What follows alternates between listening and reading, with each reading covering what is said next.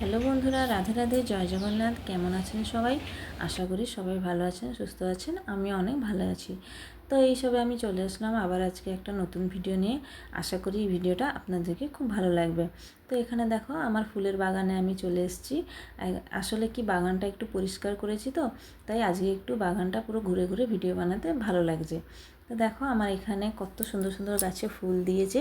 এই গরম দিনে তো টগর ফুল, জবা ফুল খুব সুন্দর ফোটে।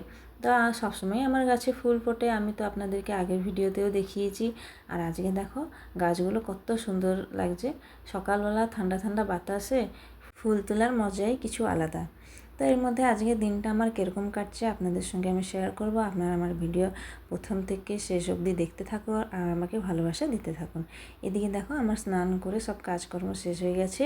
যে তুলে রাখার ফুলটা দিয়ে ঠাকুরকে পুজো করে দিয়েছি। দেখো আজকে কত সুন্দর ঠাকুরকে আমি সাজিয়েছি, কেমন লাগছে বলবে নিশ্চয়ই কমেন্ট করে। তারপরে যাব আজকে কি রান্না হয় ওইটা স্পেশালও আপনাদেরকে দেখাবো। আর এদিকে আমি মেয়েকে পড়তে বসিয়ে দিয়েছি, ওর জন্য কিছু বানাতে হবে টিফিন। তো তাই ভাবলাম যে ওর জন্য একটু পাস্তা ছিল, পাস্তাটা বানিয়ে তা অল্প কিছু যা কিছু ছিল ঘরে তাই দিয়ে পাস্তাটা বানিয়ে দেবো। মেয়ে তো খাবে বললো, তাই ওর জন্য বানিয়ে দিয়েছি। আর এখানে দেখো সকালবেলা বরমশাই দই শরবত আর গরমের সময় তরমুজ নিয়ে চলে এসছে। আর আজকে সকালবেলা এটাই দিয়ে খাবো, কেননা যা ভীষণ গরম পড়েছে। আমি বলেছিলাম কিছু আনো, হেলদি ব্রেকফাস্ট করলেই শরীরের পক্ষে খুব ভালো। আর আপনাদেরকেও বলছি গরমেতে যত পারে তত জল খাবেন আর এরকম কিছু ফলও খাবেন যাতে শরীরটা ঠান্ডা থাকে। তো এদিকে দেখো আমি বরমশাইকে প্রথমে দিয়ে দিচ্ছি খেতে, তারপরে আমিও খেতে বসবো। আর এদিকে আমি দিয়ে দিয়েছি পাস্তা। ও তো পাস্তা খেতে খুব পছন্দ করে। ওকে যে কোনো চাইনিজ ফুড দাও না, ও কবেও বারণ করে না, ওকে খেতে খুব ভালো লাগে, জানি না কেন। আর এদিকে দেখো এই যে জিনিসগুলো দেখছেন, এই যে টিফিনগুলো, এটা আমার বাবা পাঠিয়েছে, মানে ওর দাদু পাঠিয়েছে। তো যাই হোক আজকে তো সকালের আপনাদেরকে দেখিয়ে দিলাম, কেমন লাগলো আশা করি ভালো লেগে থাকবে। তাই এদিকে যাব রান্নার পদ্ধতিতে, কি রান্না হবে আজকে। বর্মশাই বলল কিছু নিয়ে আসবে বলে বাজার থেকে, আগে জলখাবার খেয়ে নিক তারপরে যাব। আমি সেই কথা বললাম যে ঠিক আছে নিয়ে আসো। আর এদিকে দেখো আমি রান্নাঘরে চলে এসেছি। যে উচ্ছে গাছটা আপনাদেরকে দেখিয়েছিলাম ওই গাছে আবার এতটা দিয়েছে, উচ্ছে হয়েছিল। তা এখান থেকে আমি তুলে নিয়ে চলে এসেছি, রেখে দিয়েছিলাম। ভাবছি আজকে উচ্ছে ভাজা করব, আর যদি মাংস আনে কি মাছ আনে ওটা তরকারি করব। তা যাই হোক বরমশাই মাংস নিয়ে চলে এসছে। আর এখানে আমি ভাত বসিয়ে দিয়েছি, উচ্ছে আলুও সব কাটাকুটি করে সব রেখে দিয়েছি আগের থেকে রেডি করে। তারপরে আমি ডালও বসিয়ে দিয়েছিলাম। আজকে মাংসটা তো তরকারি করব না, তাই ভাবলাম মাংসটাকে একটু কষা করব। তো এখানে আমি ডাল বসিয়ে দিয়েছি, উচ্ছে আলু কেটে দিয়েছি, আর তারপরে মাংসর জন্য মশলাপাতি সব রেডি করব। তাই এদিকে দেখো আমার ডালটাও রেডি হয়ে গেছে। এবার আমি উচ্ছে ভাজাটাও বসিয়ে দেবো। গরমের সময় তো রান্নাঘরে বেশিক্ষণ থাকতেও ইচ্ছে করে না, কীরকম ঝট করে রান্না শেষ করব ওইটাই মাথার উপরে চিন্তা থাকে। তো এদিকে মন ধ্যান দিয়ে যদি রান্না নাও করি তাহলে খেতেও ভালো লাগবে না। তো যাই হোক এর মধ্যে আমি রান্নাগুলো তাড়াতাড়ি শেষ করার চেষ্টা করছি, আর এদিকে ভিডিও করছিলাম আপনাদেরকে দেখা।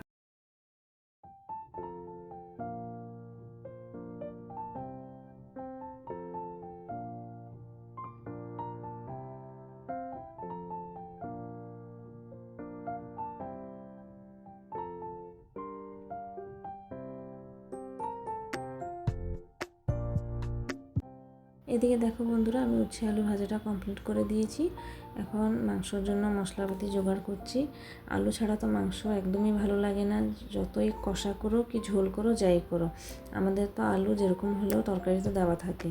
তো এখানে আমি তাড়াতাড়ি করে ঝটপট করে মশলাগুলো রেডি করছি, যা গরম পড়েছে আর বেশিক্ষণ রান্নাঘরে থাকাও যায় না। তো এইভাবে আমি তাড়াতাড়ি করে মশলাপাতি আগে গুছিয়ে নিচ্ছি, তারপরে তরকারি বসাবো।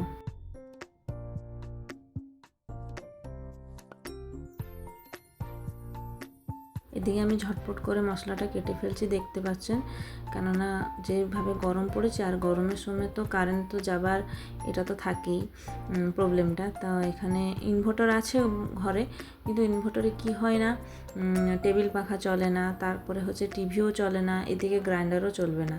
তো তাই জন্য মশলাটা আমার তাড়াতাড়ি করে রেডি করার কারণটা হচ্ছে কি আমি ঝটপট করে মশলাটা গ্রাইন্ডিং করব।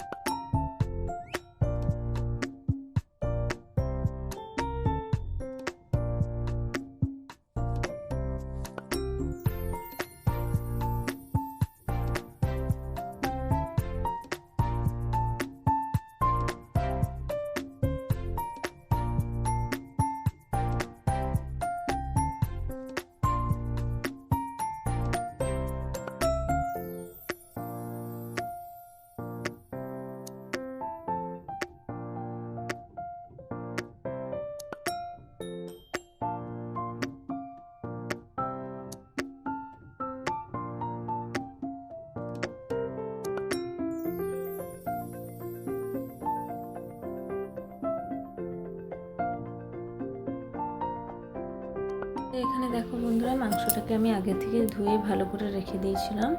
আর এখানে মশলার মধ্যে পেঁয়াজ কুচি, টমেটো কুচি আর কিছুটা গোটা গরম মশলা বের করে লিখেছি। এখানে দেখো তেজপাতা, দারচিনি, একটা এলাচ আর সঙ্গে একটু তেল গরম যখন হবে একটু চিনিও দেব তরকারিটা একটু কালার আসার জন্য। আর এখানে দেখো আদা, রসুন আর জিরা, এই তিনটে জিনিসকে আমি বেটে দিয়েছি ভালো করে।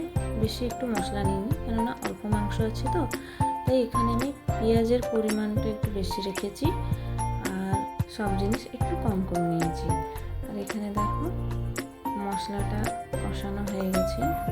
এর আগে যে ভিডিওটা ওটা আমি আর করিনি, আর কি করব, প্রত্যেকবারে তো সেম পদ্ধতিতে রান্না করে আপনাদেরকে দেখিয়েছি। আবার যখন একটা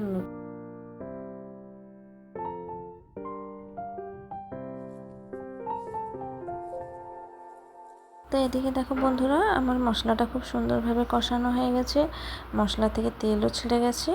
এবার আমি ধুয়ে রাখার মাংসটা দিয়ে দেবো। আজকে বেশি একটু মাংস আনিনি, কম দেখেই আনতে বলেছি বরকে, কেননা গরম যা পড়েছে এত মাংস খাওয়াও ভালো না। তো যাই হোক, এখানে আমার কাটা রাখার একটা লেবু ছিল, এই লেবুটা দিয়ে মাংসটাকে একটু ম্যারিনেট করে রাখবো। যে কোনো দই হোক, লেবু হোক, টক জিনিস হোক না কেন মাংসের মধ্যে দিয়ে কিছুক্ষণ একটু ম্যারিনেট করে রাখবে নুন দিয়ে, তাহলে দেখবে মাংসটার টেস্ট একটু বেড়ে যায় আর মাংসটাও তাড়াতাড়ি সিদ্ধ হয়ে যায়। তো এদিকে দেখো মাংসটাকে আমি ভালোভাবে জল দিয়ে, যতটা জল ছেড়েছিল আবার একটু জল দিয়ে ভালোভাবে কষিয়ে নিয়েছি। কষানোর পর এবার জল দিয়ে বসিয়ে দেবো। আর এখানে দেখো এই কত সুন্দর, এগুলো হচ্ছে নদীর চিংড়ি মাছ, কত ফ্রেশ দেখতে লাগছে না। এটাও আমার বাবা পাঠিয়ে দিয়েছে, মানে আমার মেয়ে চিংড়ি মাছ খেতে খুব ভালোবাসে, তো তাই ওর দাদু বলেছে যে চিংড়ি মাছগুলো ভালো করে ভেজে মেয়েকে দিবি খেতে। তো এখানে আজকে বাবা জল খাবার আর এখানে চিংড়ি মাছ দুটোই জিনিস পাঠিয়েছে। যে কোনো জিনিস হোক না কেন বাবার বাড়িতে যদি ভালো মন্দ এসে থাকে বাবা পাঠিয়ে দেয়, নাহলে ঘরে রাখানো থাকে, আমরা গেলেও খাই।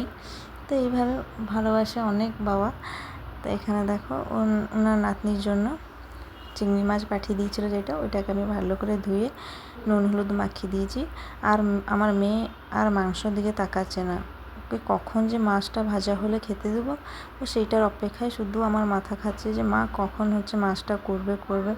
তাই তরকারিটা রান্নার পরে নামিয়ে দিয়েছি। নামানোর পর এখানে দেখো চিংড়ি মাছগুলো লাল করে আমি খুব সুন্দর করে ভেজে দিচ্ছি, যেটা কি ভাতের সঙ্গে এমনি খাওয়া যাবে। আর এইদিকে আমার মেয়ের কাজ দেখো, কেউ বলবে একটা 6 বছরের মেয়ে এত কিছু করতে পারে।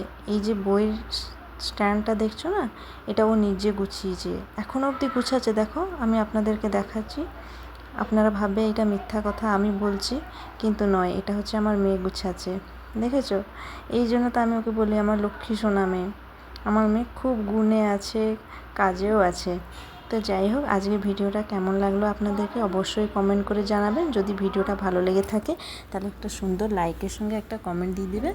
আর যারা আমার চ্যানেলে নতুন আছো তারা আমার চ্যানেলকে সাবস্ক্রাইব করতে একদম ভুলবে না।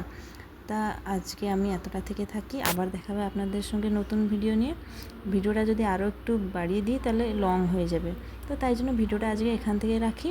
নেক্সট ভিডিওতে আপনাদের সঙ্গে আবার দেখা হচ্ছে। বাই বাই, সবাইকে ভালো থেকো।